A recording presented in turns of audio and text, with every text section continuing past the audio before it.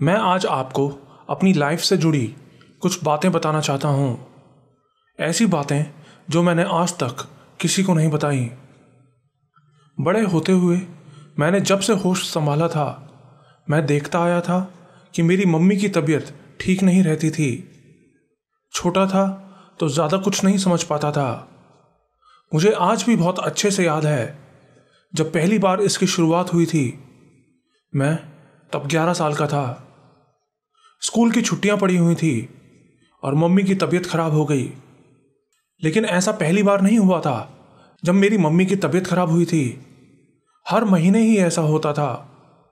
Mummy की तबीयत अचानक खराब हो जाती और हमेशा जब भी ऐसा होता, पापा मम्मी को लेकर कार से बाहर कहीं छोड़ आते और फिर कुछ दिन बाद वापस मम्मी को कार में बिठा के ले आते। मुझे नहीं पता मम्मी हमेशा कहाँ जाती थी, लेकिन मैं यही समझता था कि मम्मी ज़रूर हॉस्पिटल जाती होंगी। जब मम्मी वापस आती थी तो उनकी तबीयत बिल्कुल ठीक हो चुकी होती, लेकिन कई बार मम्मी के हाथ पैरों पर खरोंचों के निशान भी बने होते थे। जब पापा मम्मी को लेने जाते तो मैं दरवाजे पर ही खड़े होके उनके आने का वेट करता रहता। वापस आते ही मम्मी सबसे पहले मुझे अपने गले से लगा लेती। मैंने आपको बहुत मिस किया कभी। वैसे तो मेरा नाम जेम्स है, लेकिन मेरी मम्मी हमेशा मुझे प्यार से कभी ही बोलती हैं। जिन लोगों को नहीं पता उनको बता दूं कि कब एक जानवर के बच्चे को, जैसे कि किसी शेर या भेड़िए के बच्चे को बोला जाता है। हर महीने ऐसा होता था जैसे कि ये कोई रूटीन हो। हर महीने मम्मी की तबीयत खराब होती। पापा मम्मी को 2-3 दिनों के लिए बाहर छोड़ के आते और जब मम्मी वापस आती तो बिल्कुल ठीक होती। लेकिन फिर जब मैं 13 साल का हुआ तो ये रूटीन बदल गया। पहले मैं घर पे पापा के साथ ही रहता था, लेकिन फिर जब भी मम्मी की तबीयत खराब होती तो पापा मुझे मेरे दादाजी के यहाँ छोड़ देते।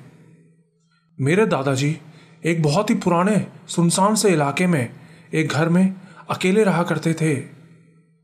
दादाजी इतनी उम्र में भी बहुत ही लंबे और तगड़े थे। बचपन से ही मुझे उनको देख के डर लगता था।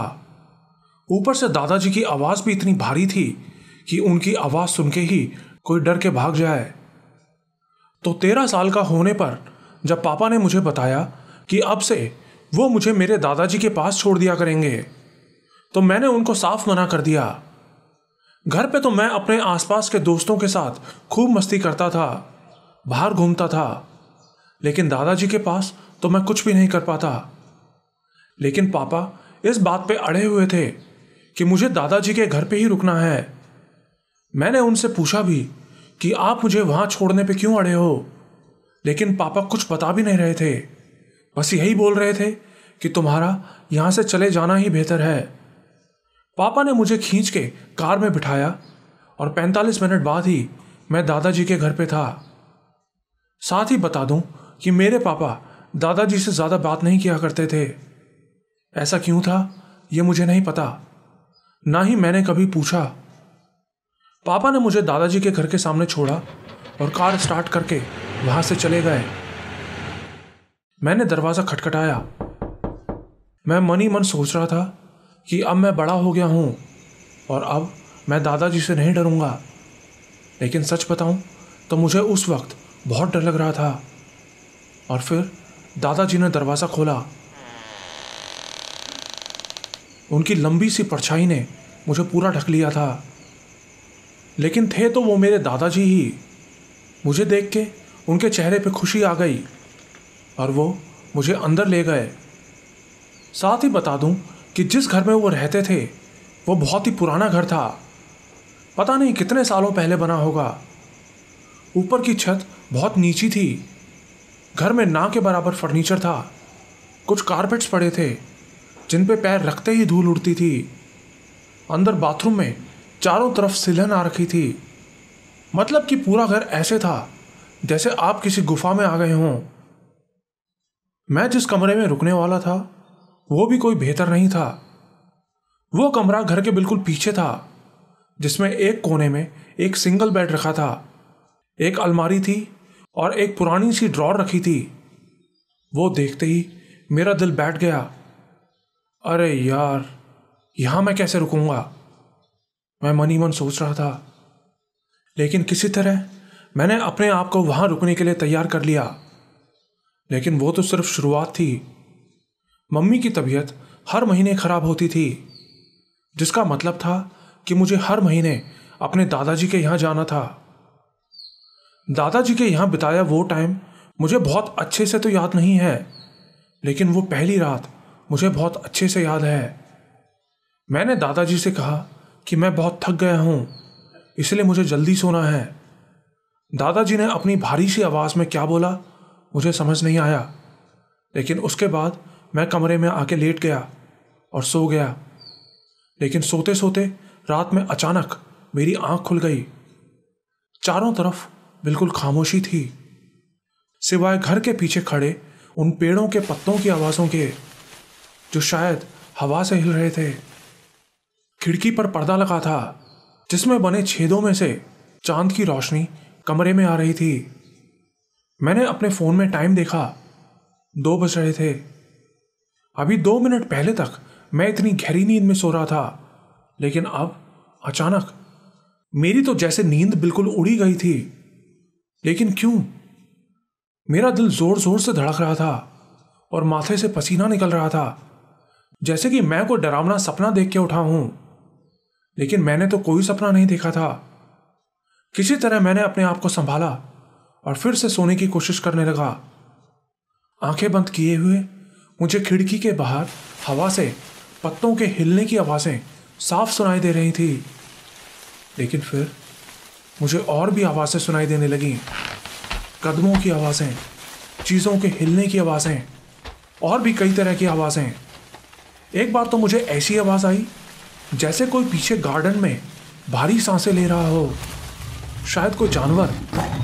मैं उठ के बैठ गया, लेकिन मेरे बैठते ही वो सब आवाज़ें बंद हो गईं। अब सिर्फ हवा की ही आवाज़ आ रही थी। वो पक्का मेरा वहम था।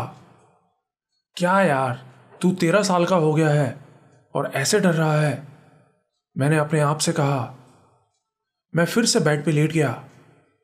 उसके बाद मुझे टाइम तो याद नहीं, लेकिन लेटे लेटे मेरी आंख कब लगी मुझे नहीं पता। मैं गहरी नींद में गया ही था कि फिर से ये आवाज़ सुन के एक झटके से मेरी आंख खुल गई। वो आवाज़ बहुत हल्की थी, लेकिन बिल्कुल क्लियर थी। दरवाज़ा मेरे बेड के बिल्कुल सामने था। मैं करवट लेके सोया था। मैंने धीरे से करवट बदली और थोड़ी थोड़ी आंखें खोल के दरवाजे की तरफ देखने लगा। बाहर हॉल में एक बल्ब जल रहा था, जिसकी हल्की हल्की पीली रोशनी दरवाजे से अंदर आ रही थी। मैंने देखा कि दरवाजे का नॉब घूम रहा है। कोई दरवाजा खोल रहा था, लेकिन कौन? इस वक्त कौन मेरे कमरे में आएगा? मेरा दिल धाड़ धाड़ बजने लगा। मेरी इतनी हिम्मत नहीं हो रही थी कि मैं उठ के देख सकूं।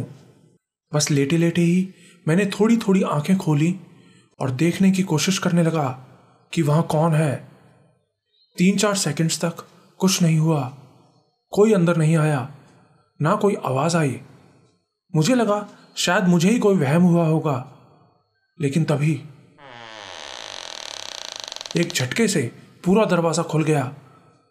वो मेरे दादाजी थे।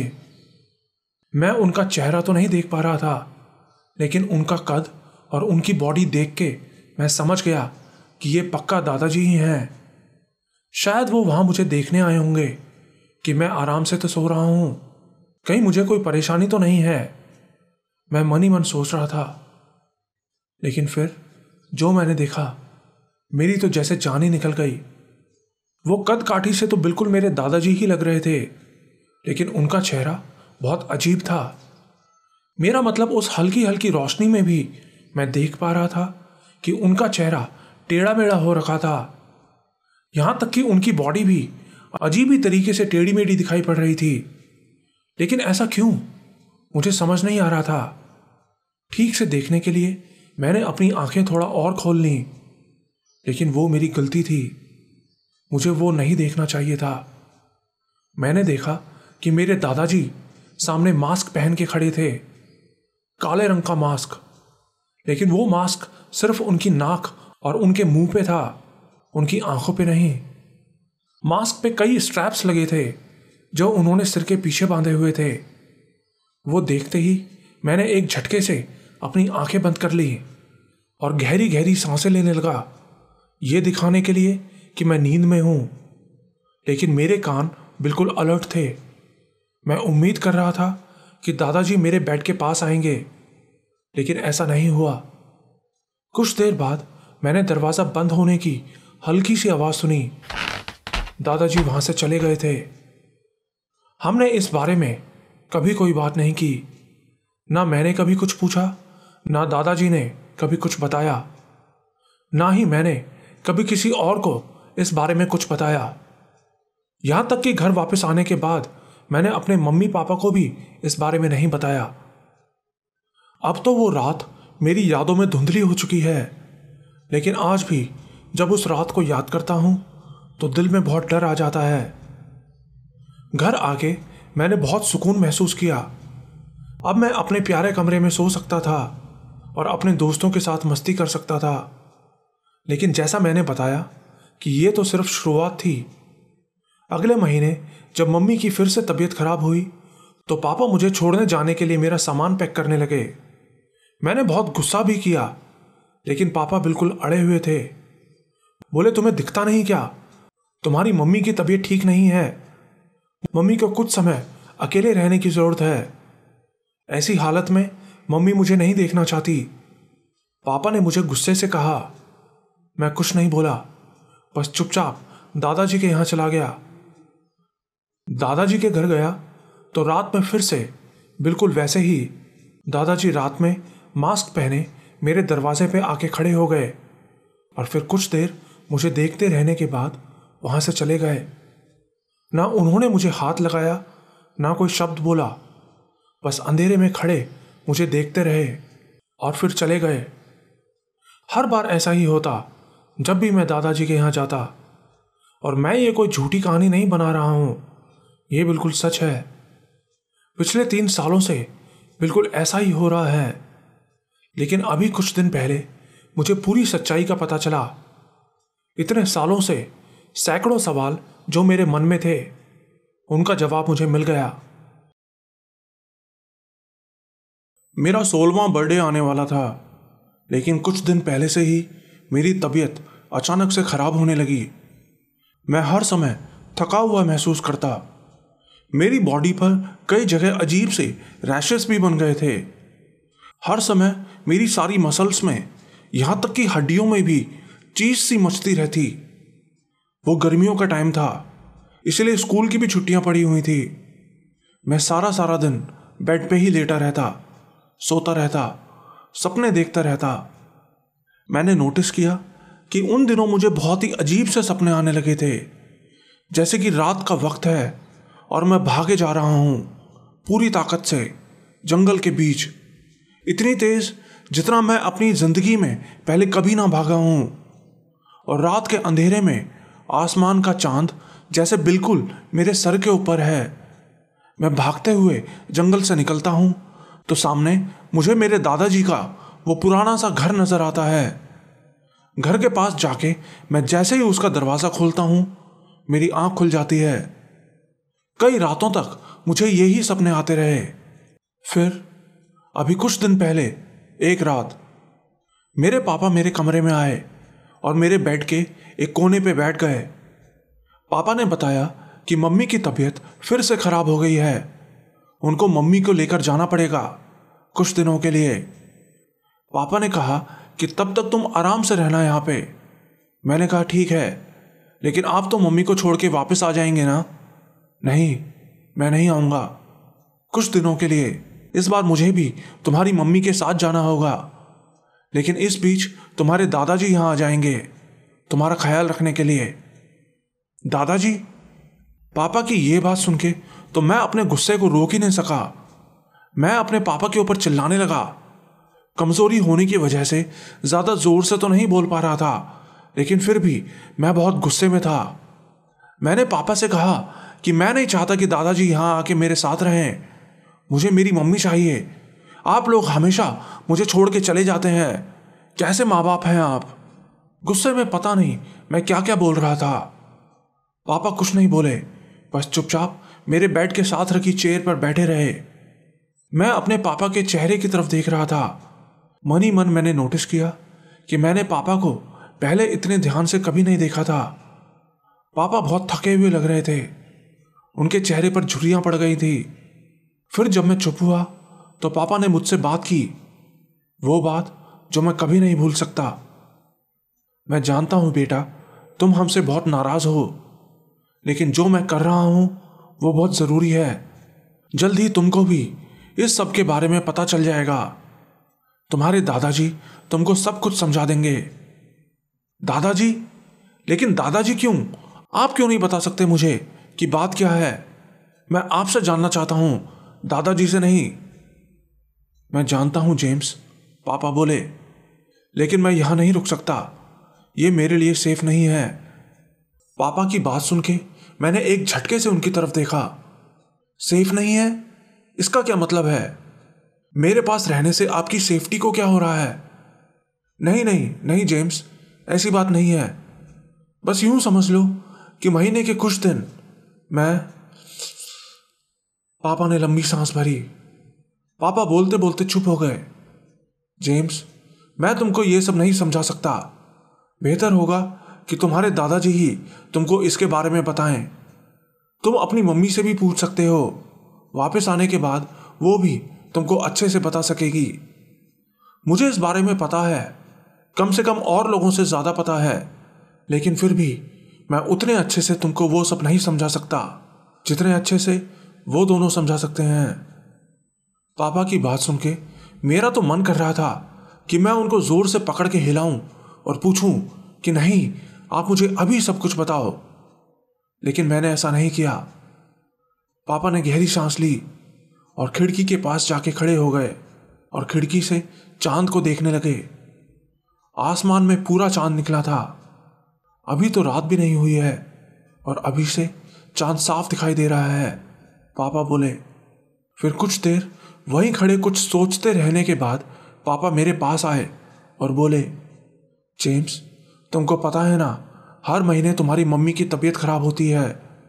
मैंने कहा हाँ, और ऐसा हमेशा पूर्णिमा की रात के आसपास ही होता है, जब आसमान में पूरा चांद निकला होता है। असल में तुम्हारी मम्मी को एक ऐसी बीमारी है कि पूर्णिमा के आसपास वो बदलने लगती है। बदलने लगती है? क्या मतलब बदलने लगती है? मैंने हैरानी से पूछा। इससे ज्यादा मैं तुमको नहीं बता सकता।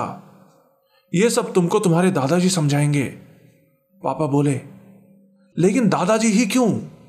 क्योंकि उनके साथ भी ऐसा ही होता है, पापा ने जोर से बोला। पापा की बात सुन के मैं बोलते बोलते चुप हो गया। मुझे कई सेकंड लग गई थी पापा की बात समझने में। दादाजी को भी ये बीमारी है? मैंने पूछा। हाँ जेम्स, ये हमारे परिवार में कई पीढ़ियों से होता आया है। तुम्हारे दादाजी को, तुम्हारी मम्मी को, और अब तुमको भी। मुझे? हाँ जेम्स, तुम्हें भी ये है। और जैसे जैसे तुम्हारी उम्र बढ़ती जाएगी, तुम्हारी बॉडी में भी वो सब होता जाएगा जो तुम्हारी मम्मी और दादाजी के साथ होता है। लेकिन ये कोई बीमारी नहीं है, बस ऐसा समझ लो कि तुम अलग हो, और जब ये तुम्हारे साथ शुरू होगा तुमको अपने ऊपर कंट्रोल करना सीखना होगा। इससे ज्यादा मैं तुमको नहीं बता सकता। बाकी सब तुमको तुम्हारे दादाजी ही समझाएंगे। पापा की बात सुन के मेरे कान तो जैसे जोर जोर से बजने लगे थे। दादाजी के घर पे बिताई वो रातें, वो डरावने सपने जो मुझे पिछले ना जाने कितनी रातों से दिखाई दे रहे थे, सब कुछ मेरी आंखों के सामने आते चले गए। तो क्या इसीलिए आप हर महीने मुझे दादाजी के यहां भेजते थे कि मैं इन सब चीजों को समझ सकूं? मैंने पूछा। हाँ जेम्स, लेकिन ये मेरा आइडिया नहीं था, ये तुम्हारी मम्मी का आइडिया था। उसको लगता था कि तुम अपने दादाजी के साथ सबसे ज्यादा सेफ रहोगे, लेकिन आपने तो कहा था कि जब मम्मी के साथ ऐसा होता है तो उनके पास रहना सेफ नहीं होता। तो आप मुझे दादाजी के यहाँ क्यों छोड़ते थे? जेम्स, तुम्हारे दादाजी को अपने ऊपर कंट्रोल करना आता है। वो तुमको कभी नुकसान नहीं पहुंचाएंगे। हम सबको पूरा भरोसा है। बल्कि सिर्फ तुम्हारी एक्स्ट्रा सेफ्टी के लिए, बल्कि सिर्फ तुम्हारी सेफ्टी के लिए ही मैंने उनको एक्स्ट्रा प्रिकॉशन लेने के लिए कहा था। पापा के मुंह से निकले वर्ड्स मेरे कानों में तो पड़ रहे थे, लेकिन मेरे दिमाग में कुछ और ही चल रहा था। मैं सोच रहा था उन रातों के बारे में जब दादाजी रात में मेरे कमरे में आके मुझे देखते थे, और जो मास्क उनके चेहरे पे बंधा होता था वो और किसी चीज़ के लिए नहीं, बल्कि उनके जबड़े को बांध के रखने के लिए होता था, जिससे कि वो मुझे कोई नुकसान ना पहुंचा सकें। अब पापा वहां से जा चुके थे, लेकिन मैं वैसे ही बेड पे लेटा इन सब चीज़ों के बारे में ही सोच रहा था। मुझे पता ही नहीं चला कि कब 1 घंटा बीत गया, और फिर एक भारी सी आवाज़ से मेरा ध्यान हटा। क्या सोच रहे हो मेरे छोटे भेड़िए? दादाजी मेरे बेड के कोने पे बैठे हुए मुझसे बोले। ये कोई कॉमिक बुक की कहानी नहीं है बच्चे, जो इसे तुम अपने सब दोस्तों को बताते फिरो। दादाजी को वहां देख के मैं एक्साइटेड था, लेकिन दिल में हल्का हल्का डर भी था। खिड़की के बाहर मुझे दादाजी की जीप खड़ी दिखाई दे रही थी। मेरे दिल में हजारों सवाल थे जो मुझे दादाजी से पूछने थे। दादाजी, क्या आप वेयरवुल्फ हैं? मैंने डायरेक्ट पूछ लिया। वेयरवुल्फ? तुमने ये वर्ड कहाँ सुना? फिल्मों में? दादाजी ने मेरी तरफ देखते हुए कहा। उनकी बड़ी बड़ी नीली आंखें, मैंने पहली बार उनकी आंखों को इतना गौर से नोटिस किया था। हाँ, हम हर महीने जब आसमान में पूरा चांद निकलता है तो हमारा रूप बदल जाता है और हम इंसान से कुछ और बन जाते हैं, लेकिन हम इसे वेयरवुल्फ नहीं बोलते। ना ही हमारे अंदर इस तरह की ताकतें आती हैं जैसी फिल्मों में दिखाई जाती हैं, दादाजी ने कहा। मैंने कहा, दादाजी मुझे सब कुछ बताओ, मुझे इस बारे में सब कुछ जानना है। आपने कहा चांद की रात को ही ऐसा होता है, लेकिन ऐसा क्यों? ऐसा नहीं है कि हम सिर्फ पूरे चांद की रात को ही रूप बदल सकते हैं। हम जब चाहे ऐसा कर सकते हैं, लेकिन यह इतना आसान नहीं होता। लेकिन पूरे चांद की रात को हमारे अंदर एक अलग ही ताकत आ जाती है। हम आसानी से अपना रूप बदल पाते हैं, दादाजी बोले। लेकिन क्यों दादाजी? आपको क्यों रूप बदलना होता है? आप ऐसे ही इंसान के रूप में ही क्यों नहीं रह सकते? मैंने पूछा। नहीं नहीं जेम्स, हम ऐसा नहीं कर सकते। ये हमारी मजबूरी है। जैसे कि एक सांप को वक्त आने पर ना चाहते हुए भी अपनी केंचुली बदलनी पड़ती है, उसी तरह हमें भी महीने में एक बार अपना रूप बदलना ही होता है। यही हमारी जिंदगी है। मैं हैरानी से दादाजी के चेहरे की तरफ देख रहा था। लेकिन आप रूप बदलने के बाद बनते क्या हैं? कैसा लगता है आपको उस वक्त? प्लीज मुझे बताओ। हा, बच्चे, वक्त आने पर तुम खुद।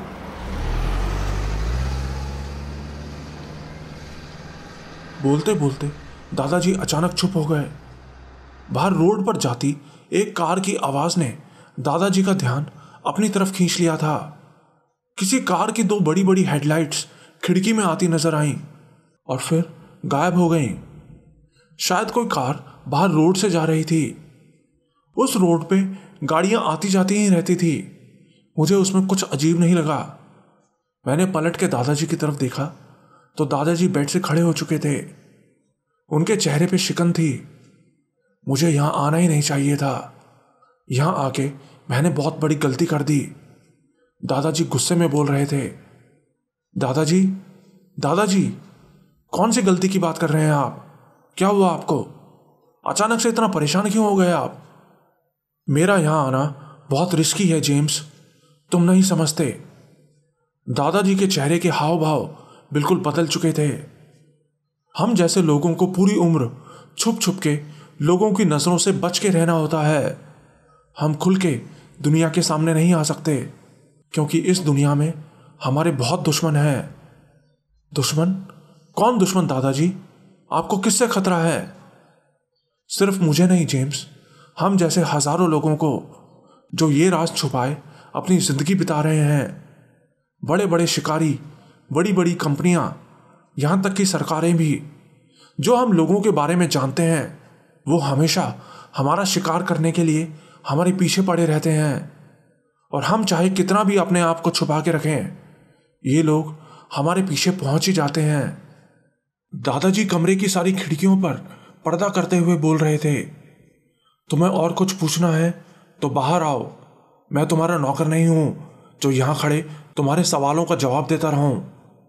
इतना कह के दादाजी बाहर हॉल में चले गए। अब हम दोनों बाहर हॉल में एक दूसरे के सामने सोफे पे बैठे हुए थे। बाहर हल्की हल्की बारिश भी शुरू हो चुकी थी। बाहर रोड पर जाती हर गाड़ी की आवाज दादाजी का ध्यान अपनी तरफ खींच लेती।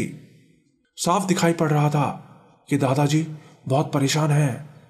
अच्छा, मम्मी हर बार जाती कहाँ है जब उनकी तबीयत खराब होती है? मैंने पूछा। मुझे अभी भी अपने शरीर में बहुत कमजोरी महसूस हो रही थी। तुम्हारी मम्मी हमारे ही क्लाइंट के कुछ लोगों के पास चली जाती है। शहर से दूर एक जंगल में उनका सेफ हाउस है। वो सब लोग वहीं इकट्ठा होते हैं। लेकिन क्यों? वो हमारे साथ क्यों नहीं रुक सकती, आपकी तरह, जैसे आप मेरे साथ रुकते थे? मैंने पूछा। दादाजी ने कुछ देर सोचा और फिर बोले, जेम्स, दूसरे रूप में किसी इंसान के साथ रहने के लिए बहुत कंट्रोल चाहिए होता है, और ये कंट्रोल हमें सालों बाद आता है।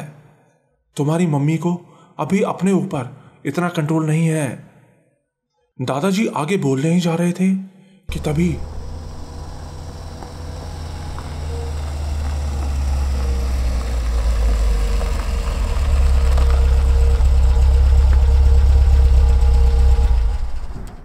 एक कार के इंजन की आवाज सुन के वो अचानक से रुक गए। आवाज ऐसी थी जैसे घर से कुछ दूर कोई गाड़ी आके रुकी हो। दादाजी बिल्कुल चुप थे और ध्यान से उस आवाज की तरफ कान लगा के सुन रहे थे। इंजन बंद होने की आवाज तो आई, लेकिन उसके बाद कोई आवाज नहीं आई। अरे दादाजी, कोई गाड़ी निकली होगी रोड से, इतना परेशान मत हो आप। लेकिन दादाजी ने मुझे हाथ से चुप रहने का इशारा किया। नहीं, कोई आ रहा है। दादाजी की बात सुन के मेरे पैर तो जैसे बिल्कुल ठंडे ही पड़ गए। कौन दादाजी, कौन आ रहा है? और तभी हमारे गार्डन का लोहे का गेट खुलने की आवाज आई। बाहर वाकई में कोई था। वो आवाज सुनते ही दादाजी उसी वक्त उठे और बिना कोई आवाज किए दबे पांव एक अंधेरे कोने में जाके खड़े हो गए। मैंने भी उठने की कोशिश की, लेकिन दादाजी ने मुझे इशारा करके वहीं बैठे रहने को कहा। और फिर 2 सेकंड बाद ही हमें दरवाजे के बाहर से कदमों की आवाज सुनाई दी। मुझे पता नहीं क्यों बहुत घबराहट होने लगी थी। मैं अपने आप को समझाने की कोशिश कर रहा था कि ये जरूर पापा होंगे, मुझसे मिलने आए होंगे। लेकिन अगर ऐसा था तो पापा ने अपनी कार इतनी दूर क्यों खड़ी की? पता नहीं कितने सारे ख्याल मेरे दिल में आ रहे थे। और तभी किसी ने बहुत जोर से दरवाजे पे नॉक किया। एक बार नहीं, बल्कि कोई बार बार दरवाजे पे नॉक किए जा रहा था। लेकिन हमने दरवाजा नहीं खोला। हेलो, घर में कोई है क्या? हमें आपकी हेल्प चाहिए। हमने खिड़की से लाइट जलती देखी थी। बाहर से आवाज आई। दादाजी ने कोई हरकत नहीं की, चुपचाप वैसे ही खड़े रहे, बिना हिले।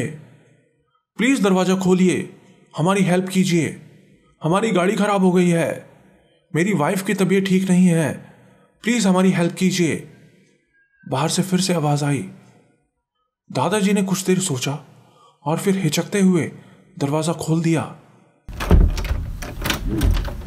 ओह, आपका बहुत बहुत शुक्रिया दरवाजा खोलने के लिए। हमें आपकी मदद की बहुत ज़रूरत है। हमारी कार खराब हो गई है और मेरी वाइफ प्रेग्नेंट है। हमें दूसरे शहर जाना है और मेरे फ़ोन की बैटरी भी ख़त्म हो गई है। क्या मैं एक बार आपका मोबाइल फ़ोन यूज़ कर सकता हूँ? मुझे बस एक कॉल करनी है, फिर हम यहाँ से चले जाएंगे। उस आदमी ने गिड़गिड़ाते हुए लहजे में कहा। मैंने दादाजी के चेहरे की तरफ देखा तो उनके चेहरे पे टेंशन साफ झलक रही थी। ये क्या है तुम्हारे साथ? दादाजी ने अपनी भारी सी आवाज में कहा। ओ ये तो बस एक वॉकी टॉकी है। मैं हमेशा अपने साथ एक वॉकी टॉकी, एक फर्स्ट एड किट और कुछ कपड़े अपनी कार में रखता हूँ। वो क्या है ना, लंबे सफ़र पर जाते हुए कब क्या इमरजेंसी पड़ जाए कुछ नहीं कह सकते, इसलिए मैं अपनी सेफ्टी का थोड़ा बहुत सामान हमेशा अपने साथ रखता हूँ। वो आदमी मुस्कुराता हुआ बकरी की तरह मुंह बना के दादाजी से यह सब बोल रहा था। दादाजी बिल्कुल शांत खड़े थे और तभी उसकी वॉकी टॉकी पर शायद कोई कॉल आई। हाँ डार्लिंग, तुम कार में ही बैठी रहो, ये बहुत अच्छे लोग हैं, इन्होंने दरवाज़ा खोल दिया है। मैं अभी कॉल करके जल्दी से तुम्हारे पास आ जाता हूँ। Okay, over. वॉकी टॉकी बंद हो गई। दादाजी और वो आदमी अब बिल्कुल चुप खड़े थे, लेकिन दादाजी के चेहरे की टेंशन अब जा चुकी थी। शायद उनको यकीन हो गया था कि इस आदमी को वाकई मदद की ज़रूरत है। आइए, अंदर आइए, आप मेरा सेलफोन यूज़ कर सकते हैं, लेकिन थोड़ा जल्दी, मेरे पोते की तबीयत ठीक नहीं है। इतना कह के दादाजी अंदर गए और अपना फ़ोन लेकर आ गए।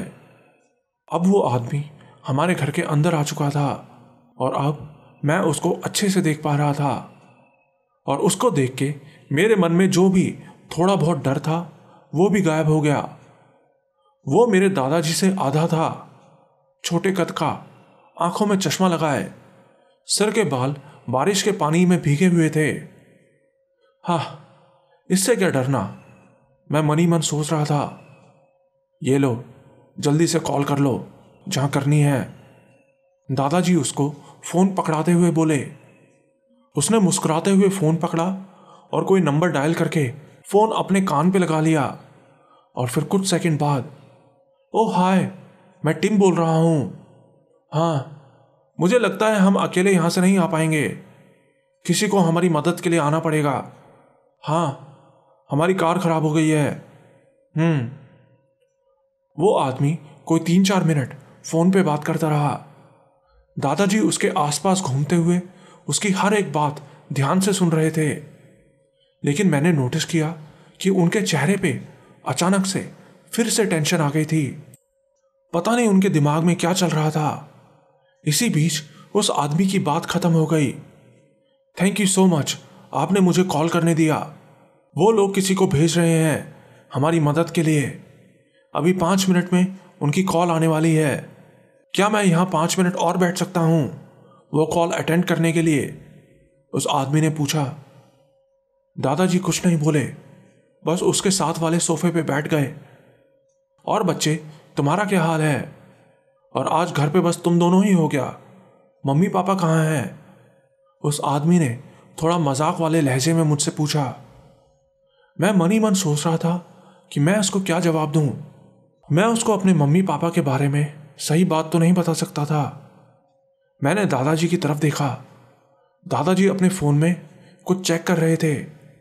हमारी बातों पर उनका ध्यान ही नहीं था कि बोल देता हूं कि मम्मी पापा किसी पार्टी में गए हैं, लेकिन इससे पहले कि मेरे मुंह से एक भी शब्द निकलता, मुझे दादाजी की भारी आवाज़ सुनाई दी। तुम्हारी कॉल तो लगी ही नहीं थी। उस आदमी ने एक झटके से दादाजी की तरफ देखा। अभी अभी जो कॉल तुमने की वो कॉल तो लगी ही नहीं थी। दादाजी ने फिर से बोला। सॉरी, मैं समझा नहीं, आप क्या कह रहे हैं? वो आदमी बोला। दादाजी की बड़ी बड़ी आंखें उस आदमी पर गड़ी हुई थी। मेरा मतलब ये है कि जो कॉल अभी अभी तुमने की वो तो सिर्फ 3 सेकंड में ही कट गई थी। तुमने नंबर मिलाया और फिर 3 सेकंड में ही काट दिया। क्यों? ओह सॉरी, नहीं, ऐसा नहीं है। ये कैसे हो सकता है? ज़रूर आपके फ़ोन में कुछ खराबी आ गई होगी, आप एक बार फिर से चेक कीजिए। वो आदमी मिमियाते हुए बोला। मैंने बहुत अच्छे से चेक कर लिया है, तुम्हारी कॉल सिर्फ 3 सेकंड में कट गई थी। इसका मतलब तुम बात करने का सिर्फ नाटक कर रहे थे। क्यों? उस आदमी का मुंह खुला का खुला रह गया। शायद वो डिसाइड नहीं कर पा रहा था कि क्या जवाब दे। माहौल में अचानक से गर्मी आ गई थी। बाहर से बारिश की तेज आवाज आ रही थी और फिर कुछ सेकंड वैसे ही बैठे रहने के बाद उसने अपनी वॉकी टॉकी उठाई। आओ जल्दी आओ, लड़का भी यही है और मैं। बस वो इतना ही बोल सका था और इससे पहले कि एक शब्द और अपने मुंह से निकाल पाता, दादाजी ने उसकी वॉकी टॉकी छीन ली और दीवार पर दे मारी। वॉकी टॉकी के टुकड़े टुकड़े हो गए। दादाजी जिस सोफे पे बैठे थे वो उस आदमी से काफी दूर था, लेकिन दादाजी तो जैसे एक झटके से उछल के उसके ऊपर चढ़ गए और उसकी खोपड़ी को अपने हाथों में पकड़ लिया। उसका चश्मा नीचे गिर गया। उसके मुंह से बस थोड़ी सी चीख निकल सकी थी कि उसके पहले ही दादाजी ने एक झटके में उसकी गर्दन मरोड़ दी। वो मर चुका था। उसी वक्त हमें सामने रोड पे कुछ दूर से कार स्टार्ट होने की आवाज आई। दादाजी उसी वक्त उछल के मेरे पास आए। चलो हमें यहां से निकलना होगा, और मेरा हाथ पकड़ के बिल्कुल घसीटते हुए मुझे बाहर ले गए जहां उनकी जीप खड़ी थी। यह सब कुछ इतनी जल्दी हुआ था कि मुझे तो कुछ सोचने समझने का मौका ही नहीं मिला। मैंने उस वक्त पजामा पहना हुआ था और मैं वैसे ही किसी तरह भागता हुआ दादाजी के साथ बाहर गया। बाहर बहुत तेज बारिश हो रही थी। मैं दादाजी से पूछना चाहता था कि यह सब क्या हो रहा है और उस आदमी को उन्होंने क्यों मारा, लेकिन दादाजी तो जैसे एक सेकंड के लिए रुकने को तैयार नहीं थे। किसी तरह नंगे पैर मैं भागता हुआ बाहर उनकी जीप के पास पहुंचा। दादाजी हड़बड़ी में चाबी लगाने की कोशिश कर रहे थे। उनके मुंह से गालियां निकल रही थी। चाबी लग गई, लेकिन जैसे ही उन्होंने कार का दरवाजा खोला मैंने उनकी चेस्ट पे कुछ नोटिस किया। एक छोटा सा लेजर लाइट का रेड डॉट। दादाजी, मैंने चिल्ला के उनको आवाज दी। आवाज सुन के एक झटके से दादाजी पीछे हो गए और उसी वक्त उनके साइड व्यू मिरर पर पट से एक गोली आके लगी। शिट, जल्दी बैठो जेम्स, नीचे झुक के बैठो, दादाजी ने चिल्लाते हुए मुझसे कहा, और इंजन स्टार्ट करते ही एक और गोली पीछे से आई और हमारी विंडशील्ड में छेद करती हुई निकल गई। दादाजी ने फर्स्ट गियर लगाया और फुल स्पीड में अपनी जीप वहां से भगा दी, लेकिन रोड पे जाते ही एक और गोली चली और दादाजी के मुंह से चीख निकल गई। गोली उनके हाथ पे लगी थी, लेकिन वो रुके नहीं, फुल स्पीड से कार भगाते रहे। दादाजी, आप ठीक तो हैं ना? आपके हाथ से खून निकल रहा है। हाँ, मैं ठीक हूं। तुम बस अपना सिर नीचे करके बैठे रहो। दादाजी के हाथ से खून लगातार निकले जा रहा था। दर्द और कमजोरी उनके चेहरे पे साफ झलक रही थी। और फिर करीब 45 मिनट फुल स्पीड में कार चलाते हुए हम दादाजी के घर पहुंच गए। मैंने कहा, दादाजी, आप यहां क्यों आए हो? आपको हॉस्पिटल जाना चाहिए, आपका इतना खून बह चुका है। मैंने उनसे ये बोल तो दिया, लेकिन मुझे खुद पता था कि ये बात कितनी बचकानी है। दादाजी हॉस्पिटल नहीं जा सकते थे। वो कुछ नहीं बोले, बस जल्दी से जीप से उतर के अपने घर के अंदर घुस गए। दादाजी के अंदर इतनी कमजोरी आ गई थी कि वो ठीक से चल भी नहीं पा रहे थे।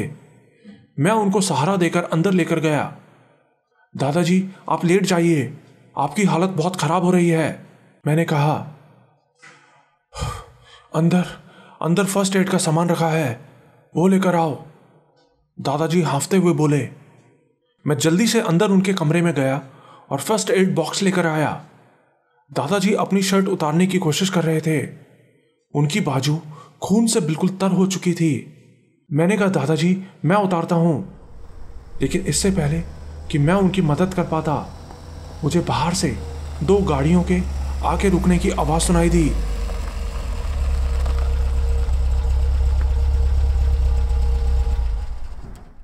ओह शिट, दादाजी, वो आ गए हैं। लेकिन दादाजी तो दर्द के मारे तड़प रहे थे। शायद वो मेरी बात सुन ही नहीं पा रहे थे। दादाजी, आप रूप बदलिए दादाजी, वो आ गए हैं। दादाजी के जबड़े दर्द के मारे भिज गए। वो बहुत जोर लगा रहे थे, शायद रूप बदलने के लिए। नहीं कर सकता, इतने दर्द में नहीं कर सकता। दादाजी हाँफते हुए बोले। और तभी दरवाजे में एक बड़ा सा छेद हो गया। मैं और दादाजी दोनों एक झटके से अलग अलग कोनों में जाके छिप गए। दरवाजे में एक प्लेट जितना छेद हो गया था। दादाजी अपने पैरों के बल बैठे थे।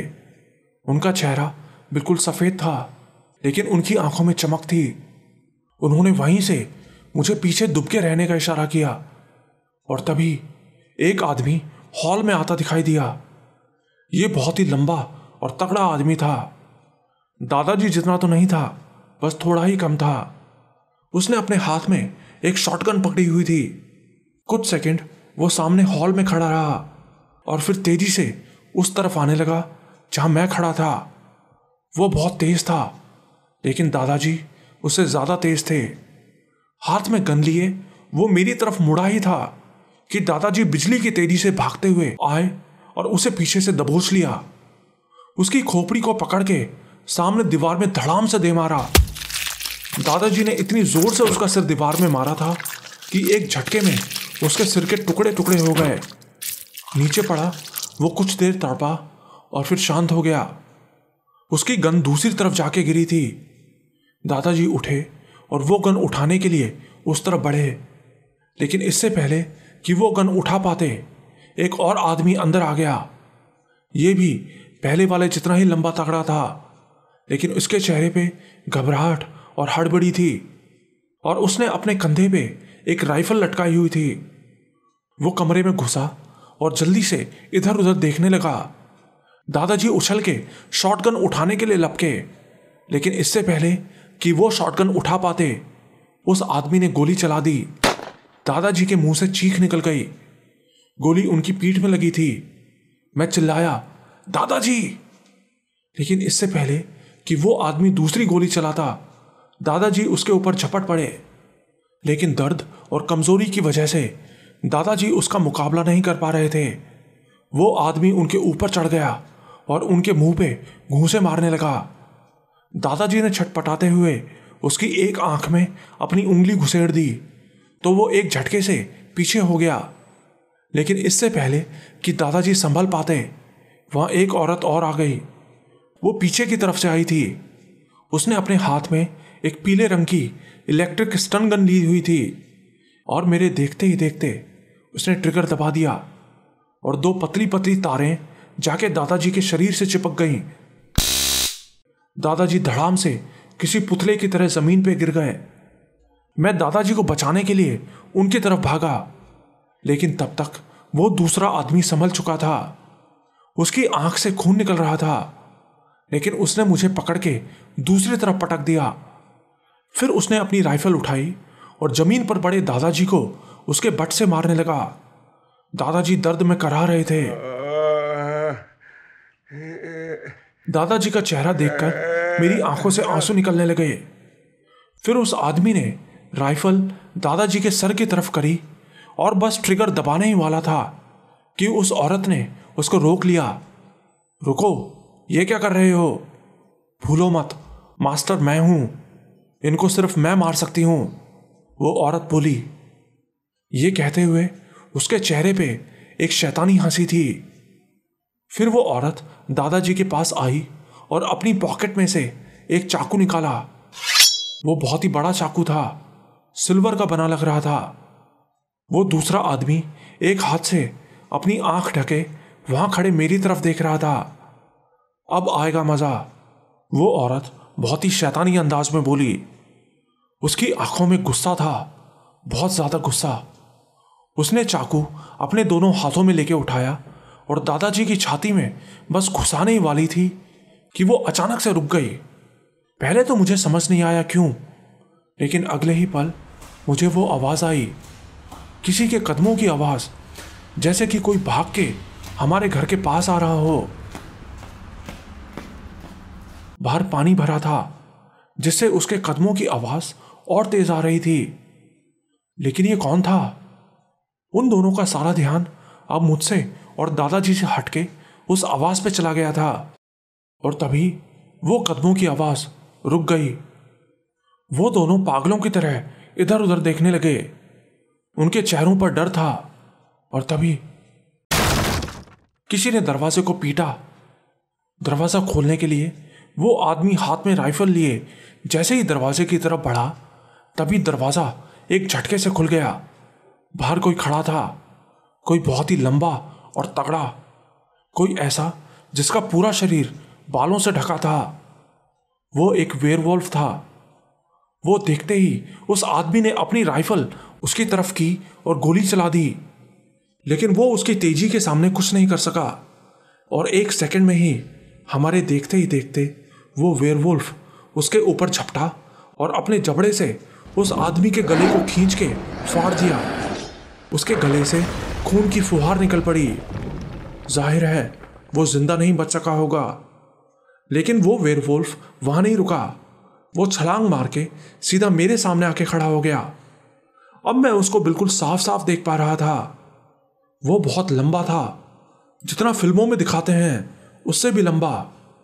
उसकी आंखें चमकदार थीं, बहुत चमकदार, और उसके मुंह में बहुत सारे दांत थे, पैने दांत, जो कि एक बार में ही किसी को भी फाड़ के रख सकते थे, जैसा कि उसने अभी अभी किया था। वो मेरी तरफ आने के लिए बढ़ा था कि तभी उस औरत ने मुझे पीछे से पकड़ लिया और मेरे गले पे चाकू लगाती हुई बोली, रुक जाओ, यहीं रुक जाओ, नहीं तो मैं अभी इसका गला काट दूंगी। उसकी बात सुन के वो वेयरवुल्फ एक झटके से वहीं रुक गया। उस लंबे धारदार चाकू को मैं अपने गले से सटा हुआ महसूस कर रहा था। एक झटके में वो मेरी गर्दन चीर सकती थी। और तभी सामने खड़े उस वेयरवुल्फ ने एक बहुत ही दिल दहलाने वाली चीख मारी।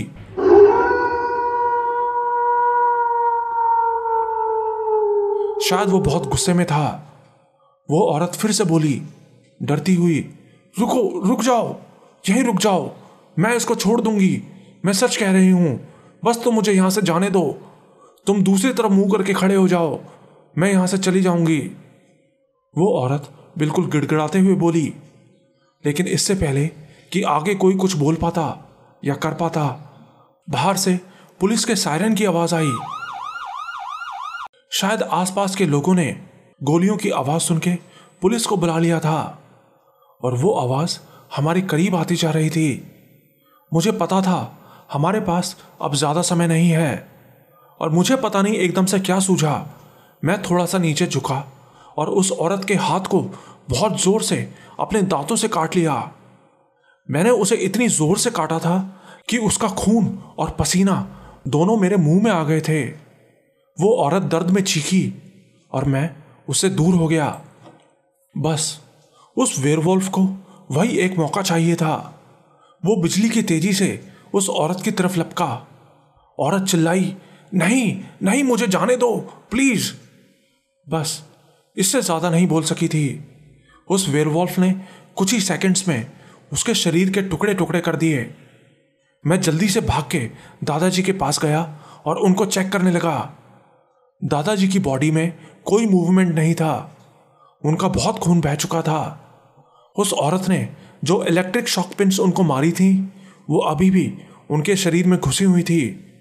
मैंने एक लात मार के वो पिन्स उनके शरीर से निकाल दी। फिर मैं जैसे ही उनकी पल्स चेक करने के लिए झुका, पीछे से वो वेयरवुल्फ वहां आ गया और मुझे साइड करके उसने दादाजी को अपने पंजों में पकड़ लिया।